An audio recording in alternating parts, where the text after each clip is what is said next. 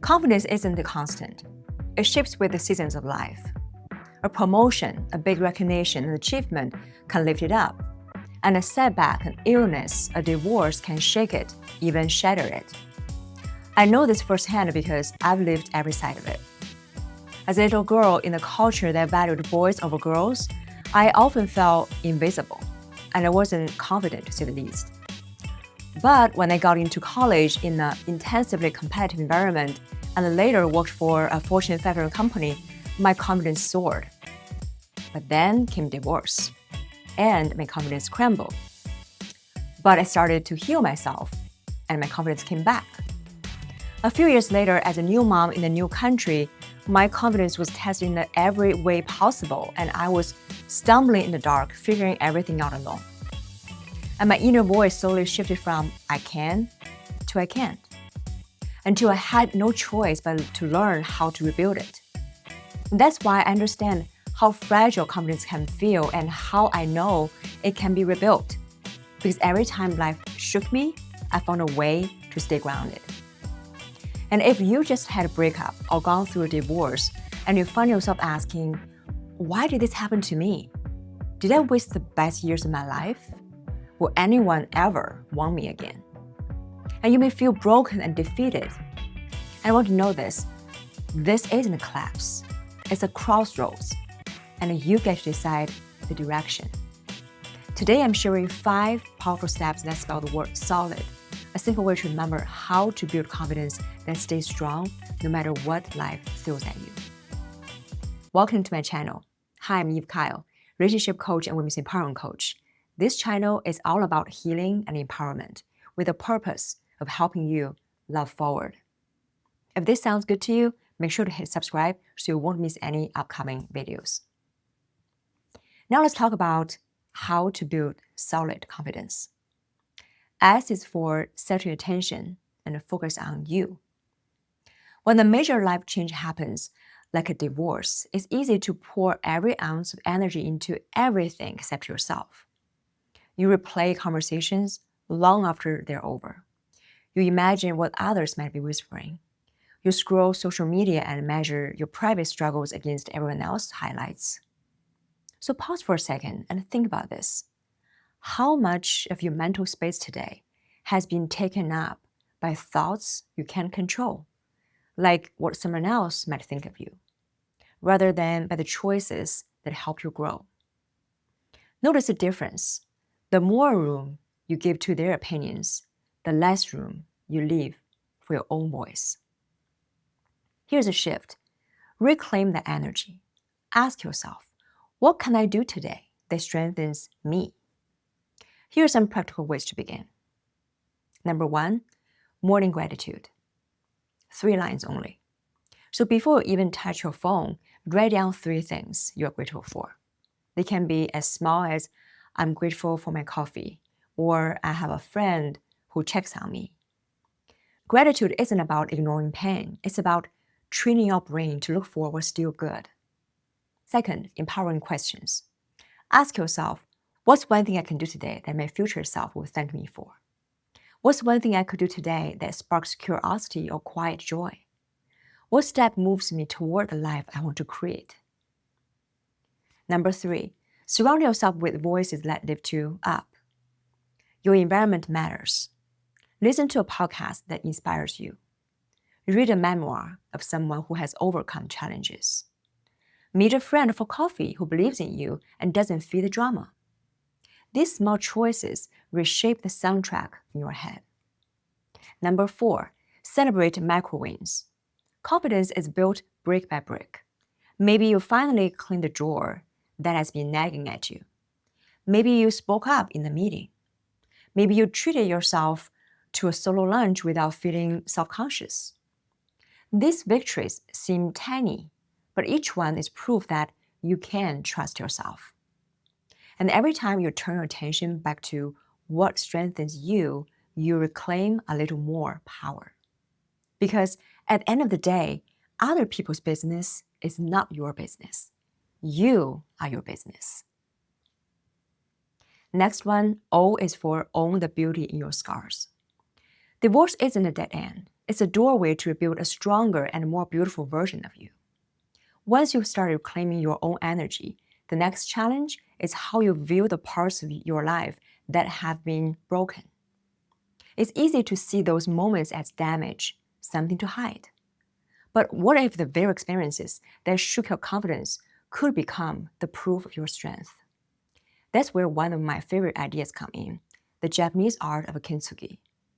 When a piece of pottery breaks, you don't try to disguise the damage. Instead, you highlight the cracks with gold so it turns into something new and unique, transforming into something more valuable because of the golden lines that once were cracks. Our lives work the same way. The scars we carry, divorce papers, old wounds, the quiet losses no one else sees are not defects. They're the gleaming seams of our resilience, proof of where we have been and how fiercely we have healed. Instead of pretending the breaks never happened, what if you honor them? What if you let those experiences become the gold that shapes your next version of strength? Here are some ways to practice your own kintsugi. Number 1, map your strength in detail. Draw or journal the defining moments that left a mark. A tough relocation, a health challenge, the day you finally walk away from something toxic. And next to each moment, write down the hidden strength it left you with. Maybe resilience from rebuilding your finances, adaptability from moving to a new country, clarity from ending a bad relationship. Number 2, create a personal gold ritual. Light a candle or write one lesson each scar has taught you. Use a metallic pen or gold marker to highlight those words. Watch how the page glows as you acknowledge each lesson. Number 3, transform a physical object. Find something that symbolizes your past. A chipped mug, an old piece of jewelry, even a stone from a place you left behind. Decorate it, paint it, or wrap it with some golden thread as a reminder. The beauty is in the mending, not in the perfection. Number 4, share when you're ready. Tell a trusted friend, a therapist, a coach, or a small group one of your kintsugi moments. Speaking out loud turns private pain into shared strength. Your past isn't something to hide or polish away. It's the shine that makes you authentically you. Next, love is for love yourself first. Once you've honored your scars and seen the strength they reveal, next step is to treat yourself with the same care you gave your loved ones. Think about how you show up for the people you love. You cheer for your kids. You defend your closest friends. You remind your partner of their gifts when they doubt themselves. You go out of your way to make sure they know their worth. Now it's time to offer that same fierce support inward. Cherish yourself with the same devotion and loyalty you give to the people you hold dearest. Imagine your best friend or your own child facing the very challenge you are carrying right now. What words would you offer? You remind her that she's capable, lovable, worthy of great life, even on her hardest days. That exact conversation is the one you need to have with yourself every single day. Practices that help you love yourself first can be like this. Number 1, mirror talk. Each morning, look at yourself directly in the eyes and speak a truth that affirms your worth. I am worthy of love and respect. I am strong enough to handle what today brings. I'm learning, and that is enough. Number 2, daily appreciation. Every night, write down at least one thing you genuinely admire about yourself. Maybe it's staying patient with your kids on a hard day. That deserves so much credit. Maybe it's following through on a boundary you set. The point is to capture proof every day that you are growing and showing up. Number 3, celebrate effort, not only results. Confidence doesn't come from flawless outcomes. It comes from action. Reward yourself for the courage to try, not just the finish line. Treat yourself to a quiet walk, a favorite coffee, a delicious meal, or a few minutes with a book. Something that says, I see the effort I gave today. Number 4, speak to yourself like your best friend. Notice the language in your head. If you catch phrases like, I can't, or I'm failing, pause and ask, would I ever speak to my best friend like that? If not, rewrite that sentence on the spot. I'm learning, or this is challenging and I'm capable of figuring it out. Standing in your own value isn't a single breakthrough moment. It's a daily practice of treating yourself as someone you believe in. Next, I is for initiate courage. You don't need confidence to begin. You need courage. Confidence is what follows. Courage isn't the absence of fear. It's the movement with fear. Confidence is the result, the payoff that comes after courageous choices. There's no shortcut. Confidence is built the old-fashioned way, one courageous decision at a time. Think about this. Every moment out of your comfort zone requires you to act before you feel ready. Clicking submit on the application, your first day at a new job, the hard conversation you wanted to avoid, showing up to class where you knew no one. For me, one of those moments was learning to drive after my divorce alone. In a city known for chaotic traffic and aggressive drivers, driving was not something tempting to do as a single woman, but I dared myself to do that to empower myself. Although I was scared to death of being hurt on the road, I drove anyway. And every single day that I made it home without a crash, I felt like I could conquer the world. I felt like a total badass. And that's the essence of courage, doing the thing that terrifies you and doing it anyway. Your confidence shows up on the other side of that action. Here's a simple framework to practice courage on purpose. Number 1, name your stretch. Confidence doesn't grow in comfort, it grows in the stretch zone. So ask yourself, what's one thing that lives just outside my comfort zone? Number 2, make a courage contract.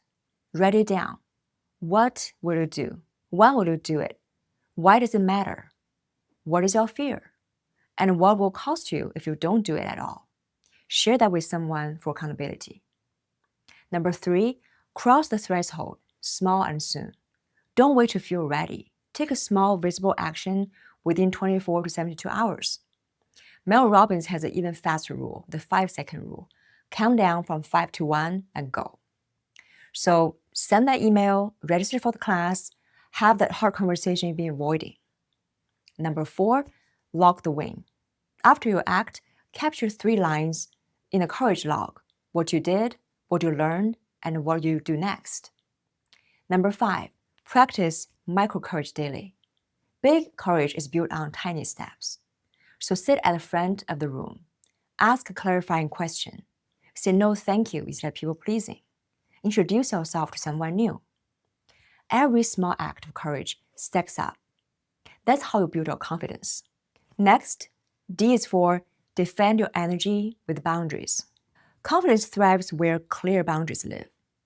After you start taking bold, courageous action, there's another essential piece of building lasting confidence: protecting space you just created. Courage gets you moving, but boundaries keep your progress safe. Think of it this way. Courage is saying yes to yourself once, and the boundaries are saying yes to yourself every day.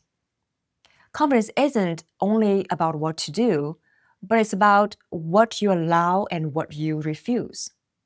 After a breakup or any big life change, it's tempting to let everyone else's needs crowd yours. You start saying yes when you mean no because you are tired, lonely, or afraid of conflict. But each time you abandon your own beliefs, your own limits, you teach yourself that your needs matter less. Every time you set a boundary, you send yourself a powerful message: my needs matter. And every time you say yes to something that feels right to you, you affirm your value. And here are some practical tools. Number 1, the energy audit. Grab a sheet of paper and draw a line down the middle. On one side, write drains me. On the other side, write fuels me. Lift everything, honestly. people, habits, commitments, even certain conversations, and seeing that on paper is a wake-up call. Number 2, one boundary this week. Choose one item from drains me column and set a clear limit. Maybe it's telling someone you can't be their 24/7 therapist. Maybe it's declining invitation that leaves you exhausted. The size of boundary doesn't matter, the clarity does.